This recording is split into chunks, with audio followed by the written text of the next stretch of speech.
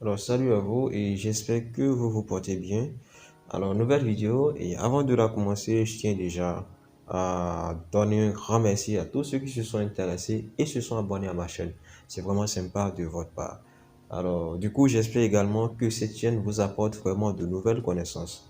Alors, dans cette vidéo, je compte voir rapidement une vidéo de quelques minutes, l'utilisation de la saisie dynamique. La saisie dynamique, c'est quelque chose qui peut s'avérer très très intéressant. Lorsque moi j'avais commencé par utiliser AutoCAD, au fait, je l'avais carrément négligé. Je me suis dit, bon, j'en ai pas besoin. Et vraiment, j'en avais pas besoin puisque je pouvais travailler sans ça. Mais j'aimerais quand même vous montrer comment l'utiliser puisque, par exemple, lorsqu'on installe AutoCAD nouvellement, c'est souvent là. Et j'ai remarqué quand même que c'est souvent intéressant à utiliser. Donc rapidement, je vais l'activer, nous allons commencer. Donc lorsque la saisie dynamique est activée et que par exemple je veux faire une ligne, bon, je prends la commande pour les lignes et je clique quelque part. Vous voyez déjà, j'ai déjà des paramètres là qui sont là. La partie où nous voyons déjà du bleu, c'est la partie où je peux déjà, c'est la partie que je peux remplir en première position. Donc là, on me demande au fait de spécifier et comment dit-on, la longueur de la ligne. Bon, c'est ce que nous devons comprendre au fait, la longueur de la ligne. Alors là, quand on regarde déjà, nous voyons déjà que nous sommes à 1600, environ 1700.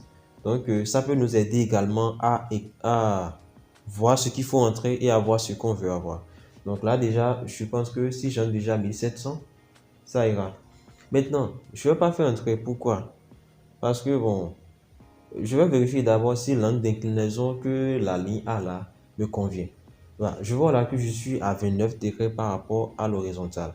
Si moi je veux changer ça, il me suffira d'appuyer sur la touche Tab. Donc lorsque je vais appuyer sur la touche Tab, vous voyez maintenant, c'est la partie des angles qui s'est balancée en bleu. Donc si je veux, je vais changer les 29 et mettre ce que moi je veux. Supposons que je veux, par exemple, 50 degrés, il me suffira d'écrire 50.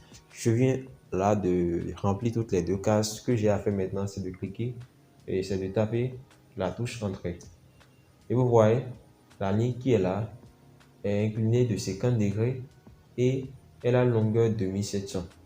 Donc c'est un peu ça. Si je veux continuer, je vais suivre exactement la même procédure et faire ce qui reste. Donc c'est tout. On peut également l'appliquer à la commande rectangle. Sinon, ce que je viens de dire là, c'est absolument tout ce qu'il faut savoir sur la saisie dynamique, je crois bien. Donc déjà, je fais comme ça, vous voyez. La partie en bleu me demande déjà de spécifier la longueur. Bon, si, comment dit-on, si pour moi, c'est la largeur que je veux mettre là, en tout cas, c'est à moi de savoir les dimensions que je veux utiliser. Donc là, je me vois déjà que je suis à environ 1700. Si je veux changer ça, bon, supposons que moi, je vais aller à 2000, je vais écrire 2000. Et là, je ne vais pas faire entrer parce que je n'ai pas encore rempli la case concernant la largeur. Donc, je vais appuyer sur Tab d'abord. Donc, lorsque j'appuie sur Tab, là, maintenant, je peux entrer la largeur que je veux entrer. Donc là, je suis à approximativement 740. Bref, je vais écrire 750. Et puis là, maintenant, je peux faire entrer. Et là, je valide. Vous voyez, j'ai un rectangle ayant les dimensions que je viens de spécifier. Et c'est exactement la même chose avec ce qui concerne les commandes cercles. Par exemple, là, maintenant, il me faut soit le rayon, soit le diamètre. Là, c'est pas défaut sur le rayon. Donc, si j'ai le rayon, bon, je vais entrer ça. Supposons que je veux 900. 900 et puis je fais entrer et c'est fini. Donc, c'est ce qu'on va dire à propos de la série dynamique, hein. Donc, j'avais aussi dit en tant que lorsque vous travaillez sur AutoCAD et que vous ne connaissez pas, par exemple, l'emplacement d'une commande alors que vous connaissez le nom, vous pouvez taper directement le nom au clavier. Donc, si je voulais appliquer la commande rectangle et je clique et je tapais rec, vous voyez déjà avec la série dynamique, bon, directement là, j'ai déjà une série de commandes qui vient et qui commence par rec. Donc, je peux sélectionner ce que je veux parmi ces commandes. Étant donné que c'est rectangle, je voulais, bon, et que la partie est un peu accentuée là, genre, je peux directement faire entrer. Parce que je sais que c'est rectangle la première commande qui vient lorsque je tape rec. Si je veux, je peux finir de taper, hein. En tout cas, c'est à vous de voir comment vous voulez gérer les choses. Et la commande est là. Dès que je vais faire entrer, vous voyez, je peux déjà travailler.